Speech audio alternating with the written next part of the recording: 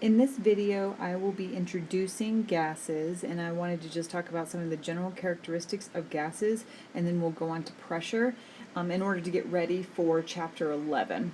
Okay, so here are the four main characteristics of gases that really are responsible for the reasons that we see gases on the macro scale, why they do. So all of these kind of exemplify what they do on a macro scale that we need to be aware of, right, and keep in mind. All right, so a sample of gas, the first one is a sample of gas will take on the shape and the volume of its container, right? So this is an idea that we've been talking about kind of all semester long, where there are no intermolecular forces or very, very weak intermolecular forces between the gaseous molecules, okay?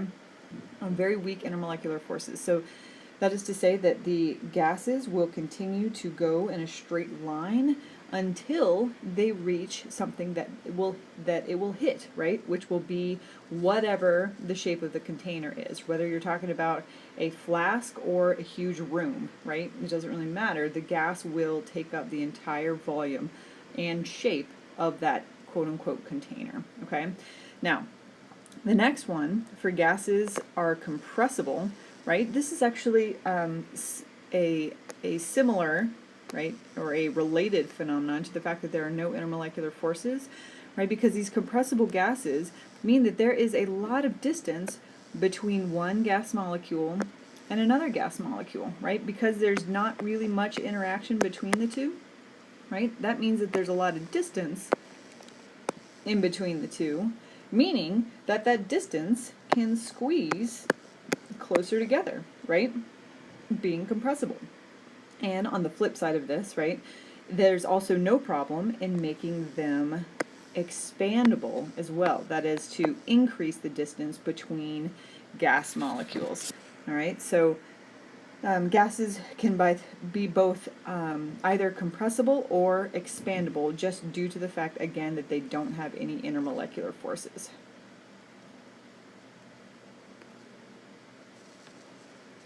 All right, so the next one I wanted to talk about was the density of gases, okay? Now, if you were looking at a container, right, and we've been talking about if you had grams, right, in a container, a bunch of molecules super close together as they would be in both a liquid or a solid, right? So if you have quite a few grams per milliliter, right, that is the density that we report for liquids and solids. Liquids and solids. However, gases, again, because these molecules are so far apart, if we take this same volume, right? If we were to use this same volume as we have in this container right here, right? If we take that same volume down here, and if we put gas molecules in there, they are much farther apart, right? And that grams per milliliter unit no longer makes sense, because then this number would be really small. So when we're talking about densities of gases, we actually want to talk about the amount of grams in 1 liter of substance versus milliliters, because there are so few molecules compared to liquids and solids, right?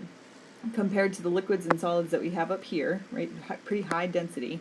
But because there's so few grams per volume with these, that the density of gases is generally reported in grams per liter. Okay, so the fourth and final fun fact I wanted to talk about with gases was just that the gases, once you mix them together, because they already have very little intermolecular attraction or repulsion between one another, they form homogeneous mixtures. That is to say, any gas that you take, right, and you mix them together in the same vessel, they will have, let's say, if I had some gas that will be represented as the red molecules, let's make that a little bigger here, make these red molecules, right? And then another gas represented by green molecules, right?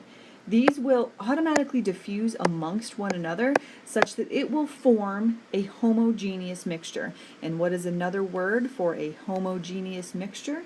It is a solution. Oh, that's still in green, that's okay. It is a solution here. So this homogeneous mixture automatically forms a gaseous solution. So yeah, we're not dealing with moles of solute in a solvent necessarily, as we're used to it with liquids or something dissolving in a liquid. At this point, because you have a homogeneous mixture, that's also considered a solution.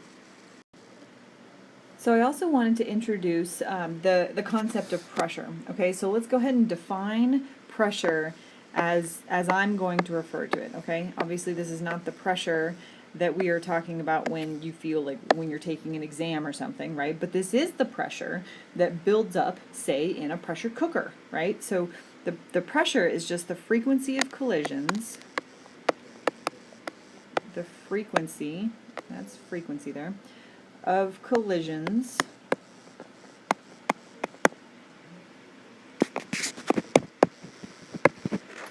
on the container wall, okay? Or another way to say that would be the pressure is equal to the force, right, exerted by each of those molecules, right, per area, okay? The force per area. And the easiest, in my opinion, the easiest one of the units that we can actually kind of look to the units to kind of tell us what's going on is, of the units of pressure, is the pounds per square inch, right? The PSI, pounds per square inch, that you guys are probably very used to when it comes to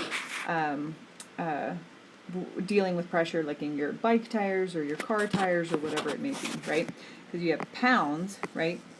And pounds being the force related to gravity, right? And then the pounds per square inch, right? Inch squared is an area, right? So you have force per area that gives you the clue as to, or tells you what kind of pressure you're looking at, okay? So if I had a bike tire or some car tire or whatever, right?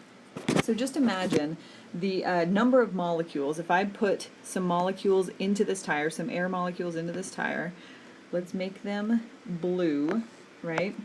So you're going to see all these blue molecules moving around, constant motion, right? This is only a snapshot.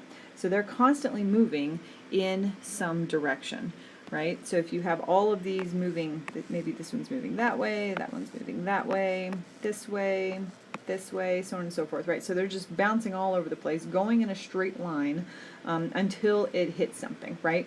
And unless they hit one another, which is a very real possibility, right?